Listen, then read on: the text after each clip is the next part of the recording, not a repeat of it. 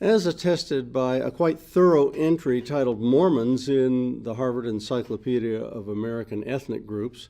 The people of the Church of Jesus Christ of Latter-day Saints do indeed constitute an ethnic group with its own culture. As we continue reflecting on the traits of that culture, incorporating examples like the 6 mentioned above, and of course there are many, many more, we can observe in the dynamic patterns of their cultural expression some major identity markers and core value markers that make Mormons a unique people. So, consider first 5 identity markers sociologists of religion as well as historians point to as they characterize Mormon culture. 1, it's an American religion.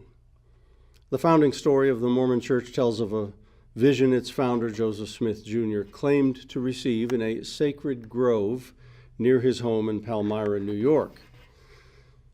Much core LDS doctrine derives from this one account, which tells of 2 personages in human form showing themselves in a pillar of light and revealing themselves to be Heavenly Father and his Son, Jesus Christ. In Mormon understanding, 2 separate gods, each with an exalted physical body. They called Smith, the vision goes, to start the only restored Church of Jesus Christ on the face of the earth.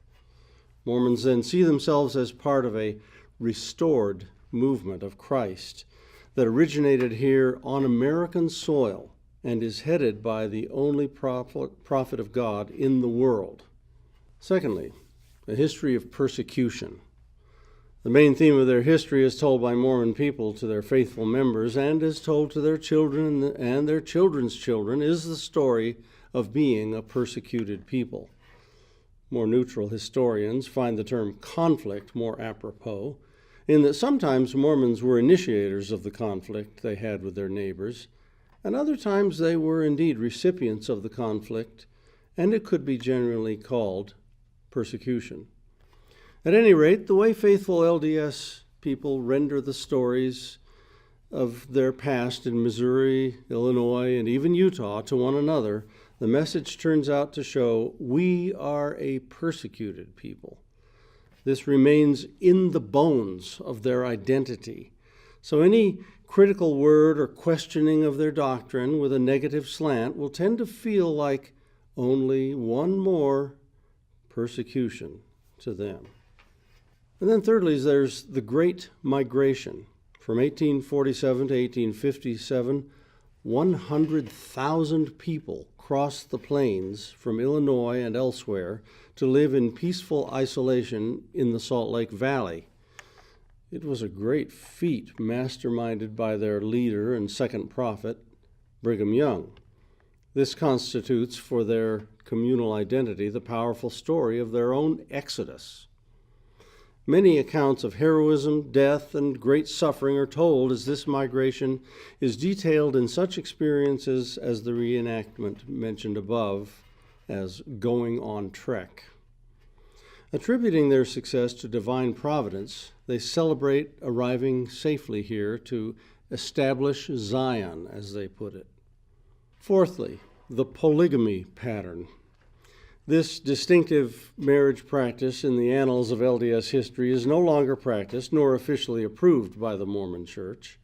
But if you scratch below the surface of the Church's teachings just a little, you see it is believed to be restored in the afterlife, so it is still the ultimate state of marriage in LDS understanding.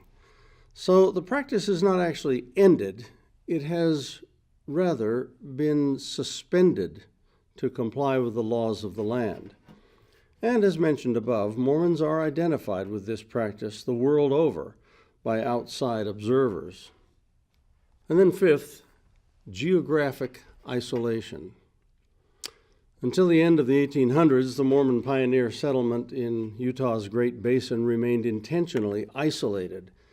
Since this territory was outside the United States in the mid-1800s, when they arrived here, they could live in peace and establish their theocratic kingdom with little to no interference from U.S.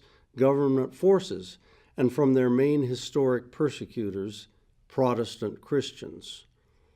This isolation established and underscored their uniqueness and set up that boundary between us and them that still exists to some extent as crucial to their identity. Now, these traits form an enduring legacy by which LDS people formed their cultural identity. Along with these, we may briefly note 5 core values that also have been woven into the traits of Mormon culture. 1, affirmation of the nuclear family. The term family is used by Mormons in what communication scholars would call a God word. It signifies something as important as it gets in Mormon culture, even to the extent the family unit in Mormon belief can be sealed together for eternity. So family values and marriage defined as between a man and a woman are very highly valued. Secondly, a solid, strong work ethic. Being founded as the beehive state, Utah Mormon culture is nothing if not industrious. LDS people are characteristically hard workers and set high standards for themselves to achieve.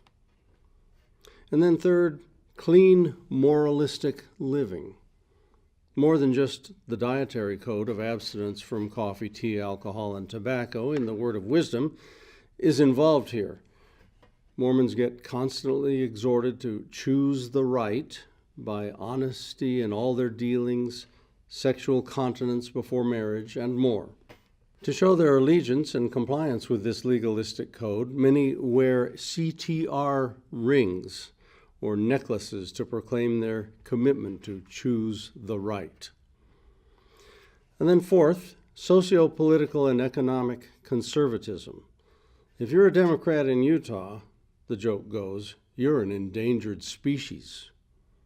LDS people come out decisively right of center on most social issues and remain big on fiscal responsibility and conservation of wealth. And then fifth and last, community cooperation.